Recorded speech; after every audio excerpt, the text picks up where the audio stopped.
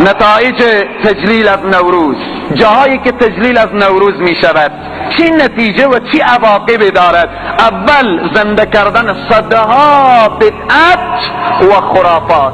هر جایی که تجلیل از نوروز میشه، چون شیطان زیاد کار میکنه، صدها بدعت زنده میشه، صدها خرافات به وجود میآیه، صدها فسق و فجور و بالآخره در آنجا خود را زنده میکنه. بنان این نتایج تجلیل از نوروز هست.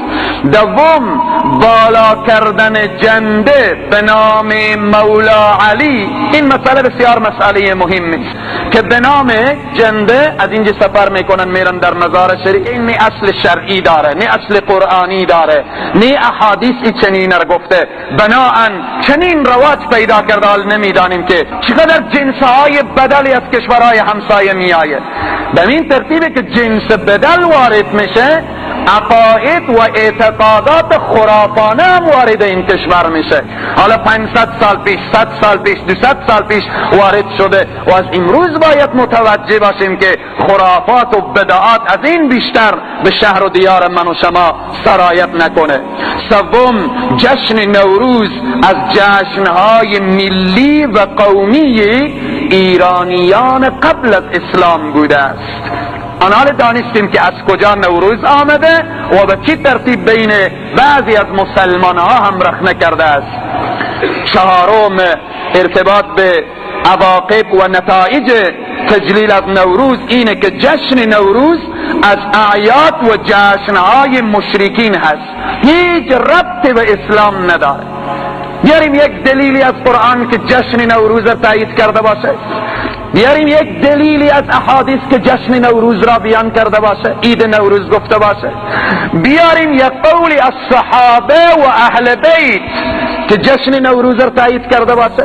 یک قول از امام ابو حنیفه رحمت الله علیه بیاریم که جشن نوروز و عید نوروز را تایید کرده باشه. پس وقتی خدا نگفت، صحابه نگفت، اهل بیت نگفت، 12 امام نگفت، امام جعفر صادق نگفت، ای از کجا آمده؟ از اون مجوسیت و زردشتی ها وارد جامعه اسلامی شده است.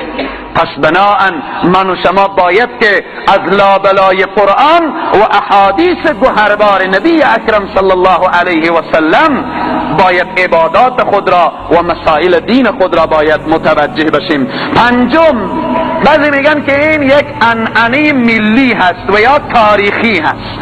باید متوجه باشیم که این روز نوروز به مردم افغانستان قابل افتخار نبوده و هیچ سند تاریخی هم نداره، اصلا ارتباط به افغانستان نداره.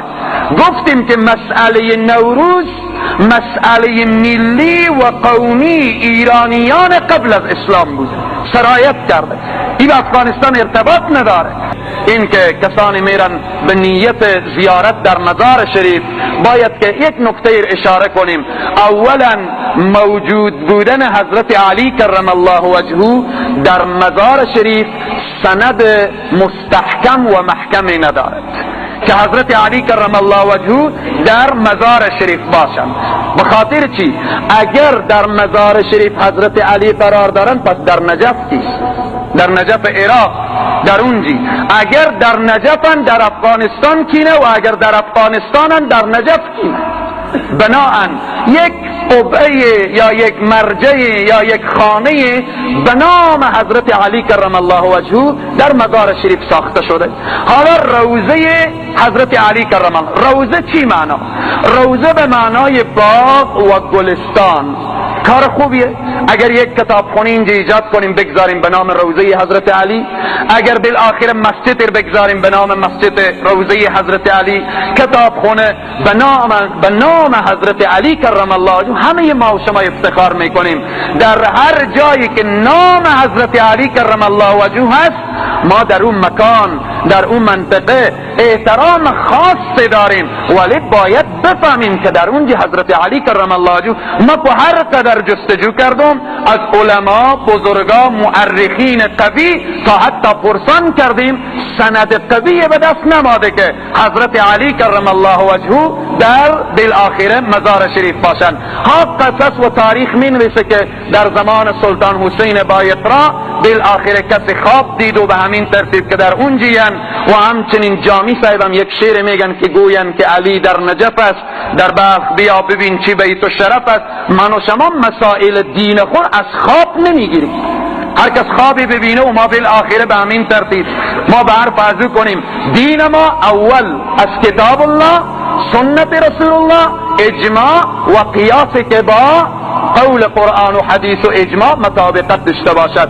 بنان خواب برای ما چیز دلیل نمیشه. پس در این قسمت در مزار شریف اگر حضرت علی وجود دارن والله اعلم، بناهن در اونجی به نام حضرت علی جنده که بالا میشه خلاف شر، خلاف دستورات اسلام، خلاف مقررات اسلامی. هر انسانی که در اونجی شرکت میکنه به نیت ازی شرکت کنه، یکی تبرک در اونجی کرش پا پیدا میکنه، ابرس پا پیدا میکنه، او بالاخره مشکل گشا و حاجت روای او انسان مسلمان رفته و کافر و مشرک برگشت.